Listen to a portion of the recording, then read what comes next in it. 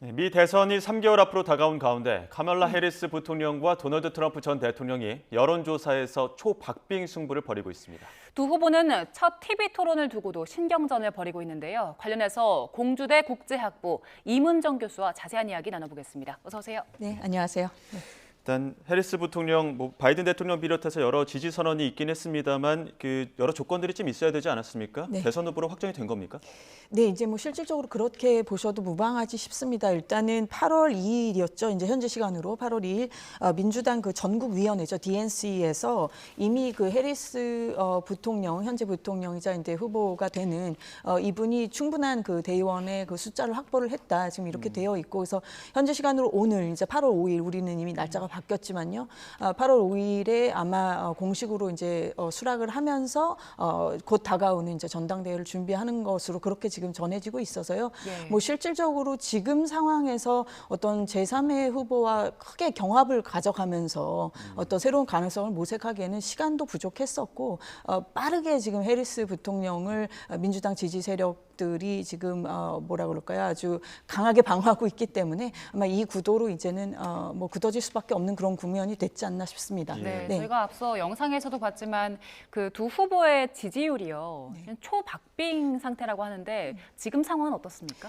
그래서 지금 사실 많은 우리 국민 여러분들께서도 이 여론조사에 제일 관심이 많으실 텐데 조심스럽게도 지금 이 여론조사 결과를 사실 운운하는 것이 큰 의미가 있나 싶을 정도의 숫자들이 보여지고 있습니다. 그래서 여론조사 기관마다 당연히 차이가 조금씩 나지만 해리스 쪽에 더 유리하게 나오는 분명히 그런 여론조사 결과들도 있고, 또 트럼프 쪽에 더 유리하게 나오는 결과들도 있는데, 이 차이라고 하는 것이 거의 지금 의미가 없을 정도의 차이이기 때문에 아주 미미해서요. 아주 미미해서 그렇습니다. 그래서 물론 지금 이번 선거가 그 어느 때보다도 바이든 대통령이 계속 갔었다라고 하더라도 초박빙일 것이라고 예측이 되었던 선거였는데, 또 정말 뜻하지 않게 이렇게 바이든 대통령이 또 용단을 내리면서 이제 해리스 부통령이 후보가 되는 양상인데요. 오히려 이 해리스 부통령이 여태까지 인기가 별로 없었고 존재감이 크지 않았고, 이런 우려들에도 불구하고 굉장히 빠르게 지금 결속이 되고 있는 국면에서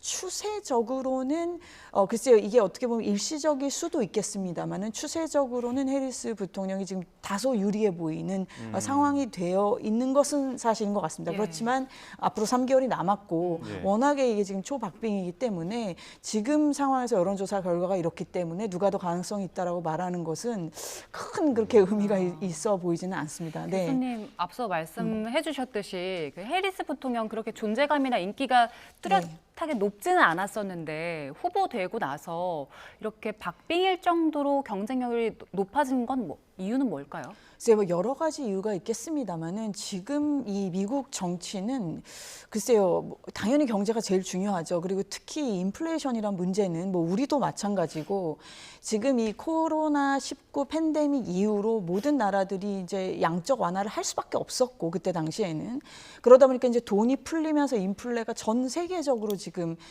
이 중산층 내지는 이 여러 그 서민들의 삶을 굉장히 고통스럽게 하고 있는데요. 미국도 마찬가지죠. 우리보다 훨씬 지금 인플레이션 심각하고, 특히 집값이 오른 부분이라든지 이런 경제 부분이 굉장히 심각하지만, 그것에 얹어서 지금 굉장히 극명하게 나타나는 것이 이른바 이 정체성의 정치가 아닐까 싶습니다. 이게 누구를 더 못 견디겠느냐라는 지금 문제로 어떻게 보면 귀결이 되고 있는데, 결국은 지금 해리스를 이렇게까지 빠른 속도로 결집해서 옹호하는 그 분들의 입장에서는 트럼프 내지는 벤스까지 못 견디는 숫자가 이 정도로 있다라는 것이 결국은 나타나는 것이라서요. 이거는 결국 양쪽을 서로가 더 못 견디는 사람들끼리의 지금 어떻게 보면 경쟁이 되고 있는 그런 양상입니다. 당연히 경제 문제가 중요합니다만. 네. 그런 경쟁들이 지금 초박빙으로 지금 계속 나타나고 있는 상황인데, 그래서 그런 겁니까? 이게 TV 토론 두고 한쪽은 폭스뉴스 아니면 안 한다 그러고 한쪽은 ABC에서 해야 된다 이런 얘기 나오는데 그냥 아무 데서나 하면 안 되는 겁니까?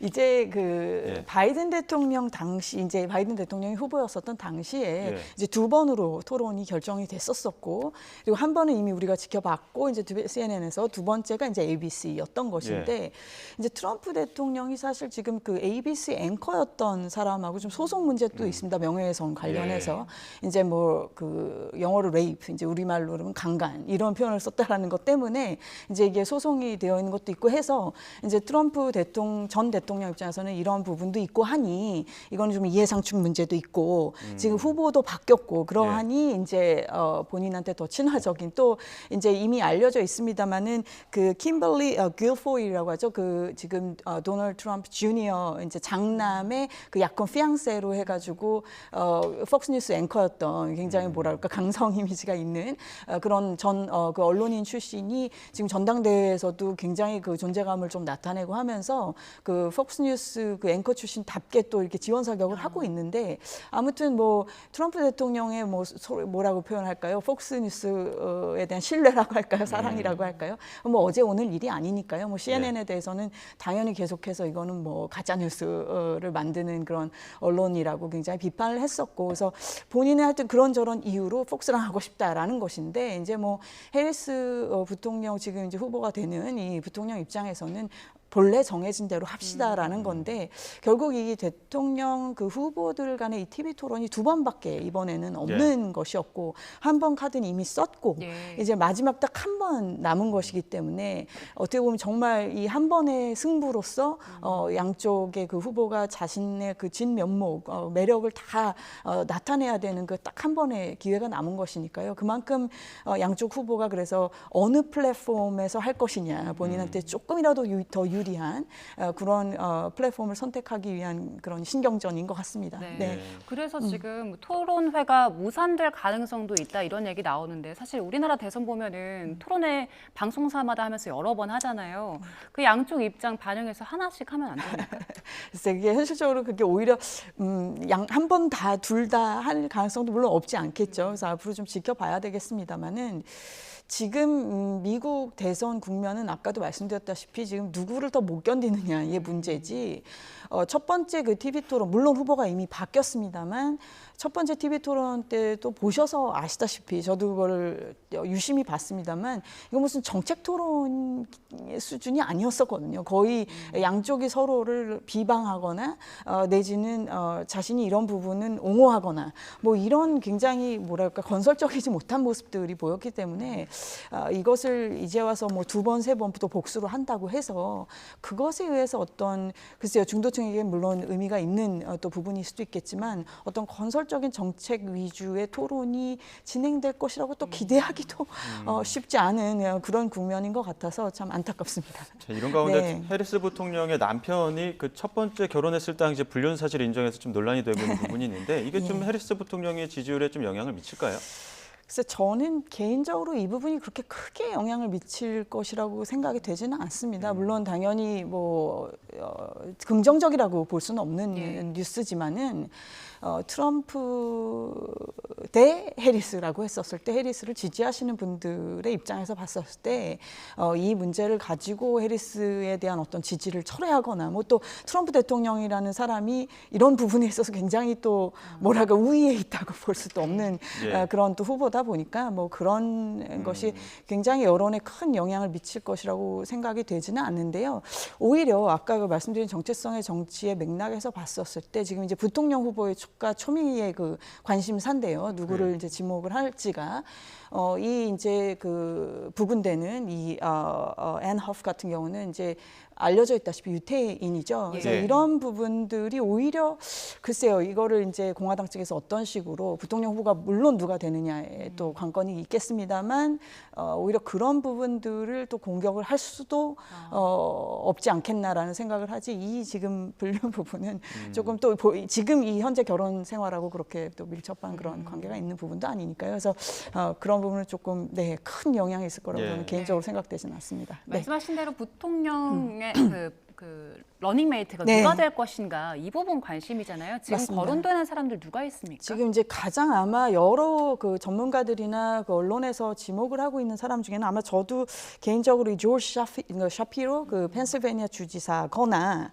아니면 이제 애리조나 상원인 이제 켈리, 마크 켈리 이 둘 정도가 가장 유력하지 않을까 싶은데요. 이제 물론 그 외에도 뭐 켄터키 주지사는 뭐 앤디 파시어라든지 뭐 노스캐롤라이나 뭐 아니면은 이제 다른 미시간 이런 주지사 출신들 분들이 거론되기도 하고 하마평에 예. 올라오기는 합니다만 아마 여러 그 의견들을 지금 봤을 때 말씀드렸다시피 그 샤피로 아니면 켈리가 가장 유력해 보이는 측면이 있긴 합니다. 근데 아까 말씀드린 것처럼 이 샤피로가 참 좋은데 특히 다른 것보다도 이 스윙 스테이트 소위 말하는 이제 그 이 대선의 향방을 가름짓는 스윙 스테이트 한 7개 중에 네.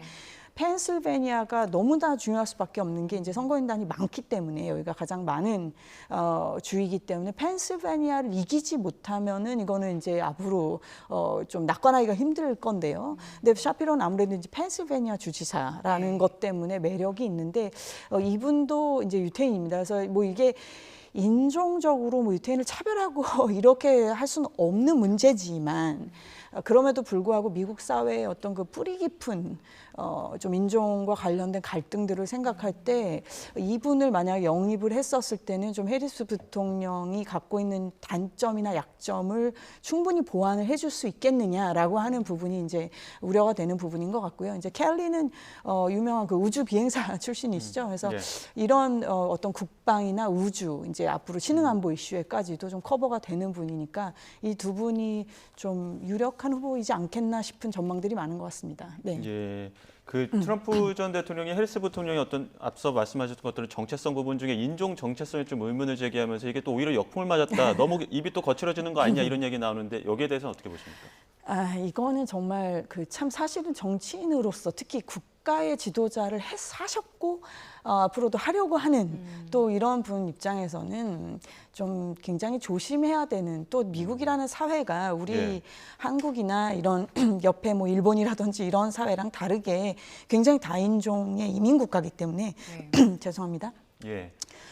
그렇기 때문에 특히 이런 부분에 대해서는 조심을 해야 되는 게 분명히 맞는데도 불구하고 앞서 말씀드렸다시피 미국이라는 사회가 그럼에도 불구하고 굉장히 뿌리 깊은 특히 인종과 관련해서는 그 갈등의 역사가 있기 때문에 결국은 이제 우리 이제 선거에서도 흔히 말하는 집토끼냐 아니냐라는 부분을 놓고 봤을 때 이제 트럼프 대통령은 집토끼 전략을 어떻게 보면 선택을 하는 거겠죠. 근데 이게 과연 이제 얼마나 이 선거에 정말 도움이 될 거냐 아주 정말 종이 한 장 차이로 결국은 누군가가 이길 것이기 때문에 한쪽이 확실하게 결속을 하는 것이 유리하냐 아니면 조금이라도 더 외연을 확장하려고 하는 것이 유리하냐라고 하는 측면에서는 좀 다소 이런 발언은 자제해야 하는 게 맞다라고 개인적으로는 생각은 합니다만 예.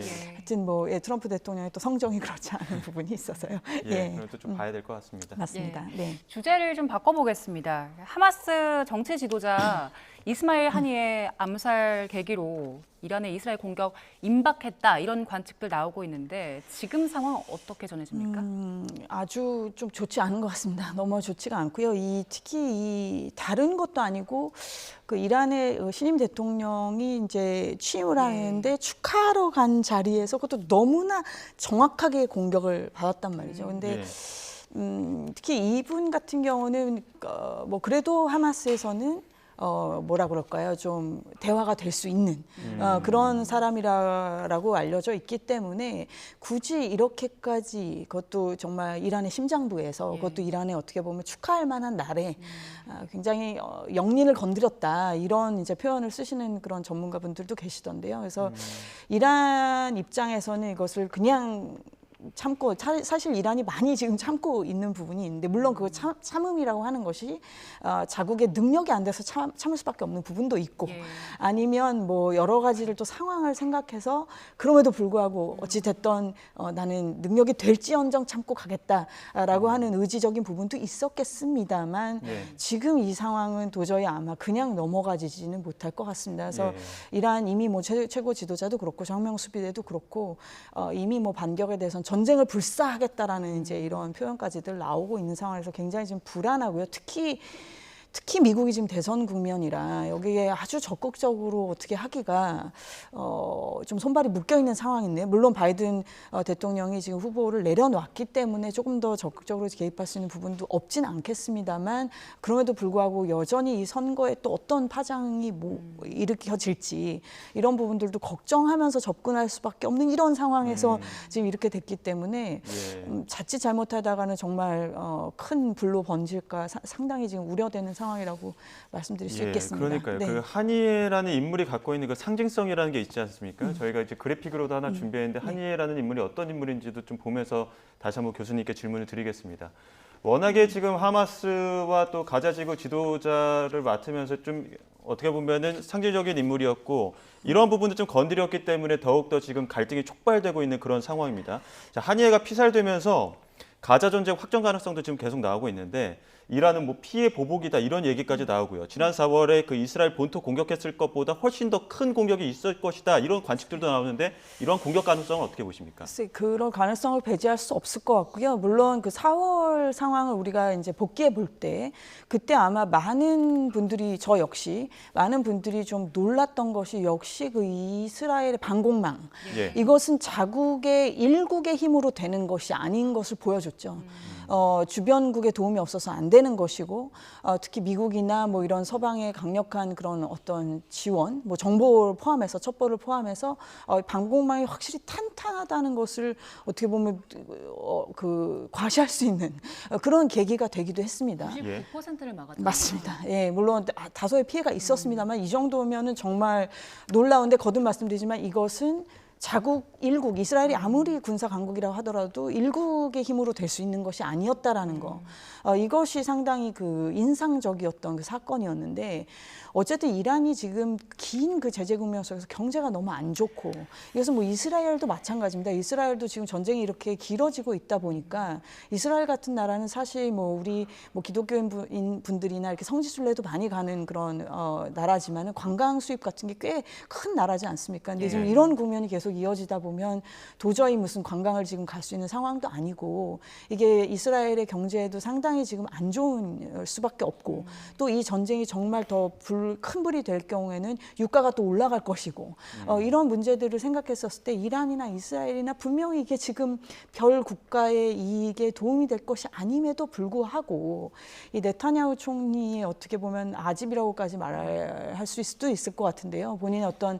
정치적인 이해 득실을 따져서 이렇게 물론 그것만이 다는 아닐 것이라고 믿고 싶습니다. 그래도 일국의 지도자인데 설마 하니 자국의 자신의 그런 정치적인 그 입장만 생각을 해서 이렇게 지금 한다라고까지는 생각하고 싶지 않음에도 불구하고 여전히 바이든 대통령도 그래서 그에 대해서 불만을 지금 토로하고 있는 것이고 너무 지나치다 내지는 선을 너무 건드리고 있다라고 하는 게 지금 우려가 되는 상황이기 때문에 전쟁이라는 것은 늘 의도치 않게 지금 우크라이나 전쟁이 이렇게까지 오래 갈지 많은 분들이 예상하지 못하셨던 것처럼 이게 또 어떤 식으로 또 일파만파가 될지가 상당히 우려스럽고 다른 것도 아니고 중동은 많은 나라, 우리나라를 포함해서 많은 나라들이 에너지 측면에서 의존하고 있는 지역이기 때문에 지금 이 경기가 계속 이렇게 전 세계적으로 안 좋고 인플레에 시달리는 이 상황에서는 상당히 좀 우려스러운 상황이지 않을 수 없겠습니다. 네.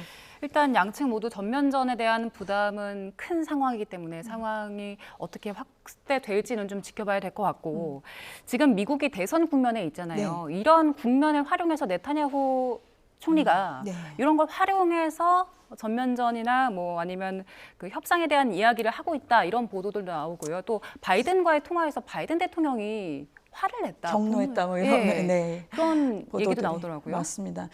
글쎄요, 이게 사실 이 전쟁의 시발점을 우리가 복기를 해보면 10월에 결국은 이제 인질 문제지 않습니까? 사실 본질은 이 사건의 지금 본질은 사실 인질인데 어느 시점부터 지금 이 문제는 잘 거론되지 않을 정도입니다. 지금 이 전쟁이 어디서부터 시작되었는지 이 시발점 자체가 지금 흐릿해졌고 가자 쪽에서 지금 하마스를 소탕을 하겠다. 아주 그냥 멸전을 시켜버리겠다라고 할 정도의 그 강경한 그 태도로서 지금 가고 있는데 민간인 여러 그 피해가 있음에도 불구하고 이 부분도 지금 이스라엘 내부에서조차도 일정 부분 지금 소기의 소위 목적은 달성했으니 이제는 어떻게 보면 빠져나오는 전략으로 가야 한다라고 하는 지적들도 많은 것으로 알고 있습니다. 이스라엘 내부에서도. 그럼에도 불구하고 말씀드렸다시피 이제 네타냐후 총리의 뭐 여러 가지 정치적인 판단에 의해서 지금 이렇게 되고 있고 또 네타냐후 총리 입장에서는 이 미국 대선이라고 하는 국면을 적극 활용하려고 하는 부분도 당연히 있겠죠. 어떻게 보면 다소 이 파워 베큐um 상태라고 할까요? 약간 이 진공 상태에 있는 힘이 진공 상태에 있는 이 상황에서 최대한 자신에게나 이스라엘에게나 유리한 국면으로 이걸 끌고 가고 이제 바이든 대통령의 재선은 물 건너 갔으니 트럼프 대통령이 다시 들어오던 아니면 해리스 부통령이 당선이 되던 간에 최대한 또 다시 유리한 고지에서 시작을 하겠다라고 하는 어떤 그 노림수도 없지 않을 것 같습니다. 근데 거듭 말씀드리지만 근데 이러한 판단들이 미치는 영향이 너무나 큽니다. 이 중동 지역이라고 하는 것은 네, 그런 부분들이 이제 우리로서는 걱정이 되는 것이죠. 네. 네, 알겠습니다. 여기까지 듣도록 하겠습니다. 지금까지 네. 공주대 국제학부 임은정 교수와 함께했습니다. 고맙습니다. 네, 감사합니다.